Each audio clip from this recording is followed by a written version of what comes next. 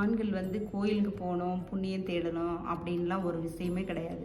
நம்ம வீட்டில் இருக்கிற மனைவி, தாய், தங்கை, பெரியவங்க அவங்கள மதித்து அவங்களுக்கு நம்ம மதிப்பு கொடுத்தாலே கோவில் குளத்துக்குலாம் போகணுன்ற அவசியமே கிடையாது. சொல்கிறத கேட்டு அவங்க அவங்க வழியில் நீங்கள் போனாலே எல்லா செல்வத்தையும் அடையலாம்.